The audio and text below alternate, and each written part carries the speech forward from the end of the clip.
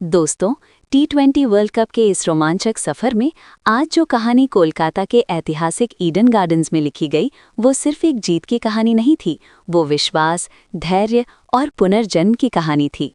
आज का दिन भारतीय क्रिकेट के इतिहास में सुनहरे अक्षरों में दर्ज हो गया, क्योंकि ये सिर्फ एक मुकाबला नहीं था, बल्कि 140 करोड़ भारतीयों की धड़कनों की परीक्षा थी।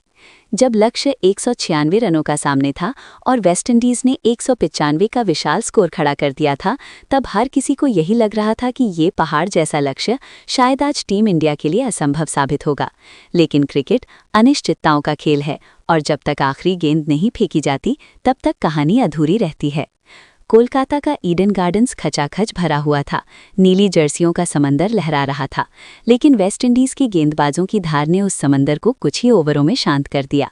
पावर प्ले के अंदर ही भारत ने अपने प्रमुख विकेट गंवा दिए। अभिषेक शर्मा की तेज शुरुआत अधूरी रह गई। ईशान किशन बड़ा शॉट खेलने के चक्कर में आउट हो गए। कप्तान सूर्यकुमार यादव भी ज्यादा देर टिक नहीं सके और हार्दिक पांड्या का बल्ला भी आज खामोश रहा। स्कोरबोर्ड पर 5 विकेट गिर चुके थे और रन रेट आसमान छू रहा था। स्टेडियम में ऐसा सन्नाटा छा गया जैसे किसी ने शोर को बंद कर दिया हो। टीवी पर मैच देख रहे करोड़ों फैंस की उम्मीदें टूटती नजर आ रही थी। लेकिन दोस्तों, उसी सन्नाटे के बीच क्रीज पर एक चेहरा शांत खड़ा था। वो चेहरा था संजू सैमसन का। सालों से आलोचनाओं का सामना करने वाला, टीम से अंदर बाहर होता रहने वाला ये खिलाड़ी आज अपने करियर की सबसे बड़ी परीक्षा दे रहा था। कई लोगों ने उन्हें इनकंसिस्टेंट कहा, कई ने कहा कि वो बड़े मंच के खिलाड़ी नहीं हैं, लेकिन आज उन्होंने इन तमाम बातों का जवाब अपने बल्ले से देने का फैसला कर लिया था। संजू ने शुरुआत में समय लिया, गेंद को समझा, पिच को पढ़ा और फिर अचानक जैसे किसी ने स्विच ऑन कर दिया हो, उनका बल्ला आग उगलने लगा। जेसन होल्डर की उछाल भरी गेंदों को उन्होंने कवर ड्राइव से जवाब दिया। शमार जोसेफ की रफ्तार को पुल शॉट से मैदान के बाहर भेज दिया। चौकों और छक्कों की ऐसी बरसात हुई कि वेस्टइंडीज के कप्तान शाई होप के चेहरे का आत्मविश्वास धीरे धीरे गायब होने लगा। हर शॉट के साथ रन रेट नीचे आ रहा था और भारतीय ड्रेसिंग रूम में उम्मीद की किरण फिर से जग रही थी। संजू ने मात्र 50 गेंदों में 97 रनों की नाबाद पारी खेली, जिसमें 12 चौके और 4 गगनचुंबी छक्के शामिल थे। उनका स्ट्राइक रेट लगभग 194 का था, जो इस दबाव भरे मुकाबले में किसी चमत्कार से कम नहीं था। आखिरी 3 ओवरों में जब 28 रन चाहिए थे, तब पूरे स्टेडियम की सांसें थमी हुई थीं।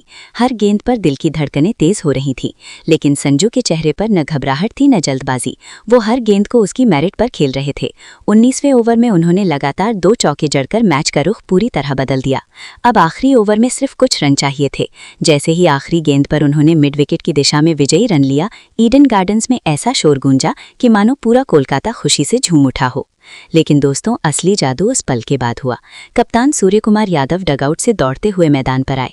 आमतौर पर अपने अनोखे जश्न के लिए जाने जाने वाले सूर्या आज कुछ अलग मूड में थे। वो सीधे संजू के पास पहुंचे और पूरे सम्मान के साथ अपना सिर उनके सामने झुका दिया।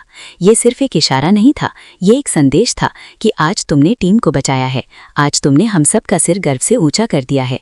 ये दृश्य देखकर स्टेडियम में बैठे हजारों लोग भावुक हो गए। इसके बाद सूर्या ने संजू को गले लगा लिया। वो आलिंगन सिर्फ खुशी का नहीं था, वो संघर्ष की जीत का आलिंगन था। ड्रेसिंग रूम से बाकी खिलाड़ी भी मैदान में आ गए। हर कोई संजू को बधाई देना चाहता था, हर कोई उस बल्ले को छूना चाहता था जिसने आज इतिहास रच दिया था। मुख्य कोच गौतम गंभीर भी मैदान पर आए। गंभीर स्वभाव के लिए पहचाने जाने वाले गंभीर के चेहरे पर आज गर्व और संतोष की मुस्कान थी। उन्होंने संजू की पीठ थपथपाई और कान में कुछ शब्द कहे। शायद वो शब्द थे, तुमने खुद को साबित कर दिया। संजू की आंखों में उस वक्त चमक थी, लेकिन साथ ही आंसू भी थे। वो आंसू हार के नहीं, बल्कि उन लंबी रातों के थे जब उन्होंने अकेले में खुद से वादा किया था कि एक दिन वो ऐसा प्रदर्शन करेंगे कि दुनिया उन्हें याद रखेगी। आज वही दिन था। उन्होंने सिर्फ मैच नहीं जिताया, बल्कि अपने आलोचकों को भी जवाब दे दिया। इस जीत के साथ भारत ने सेमीफाइनल में जगह लगभग पक्की कर ली और टीम का आत्मविश्वास 7वें आसमान पर पहुंच गया। सोशल मीडिया पर #संजू द सेवियर और #जस्टिस फॉर संजू ट्रेंड करने लगा।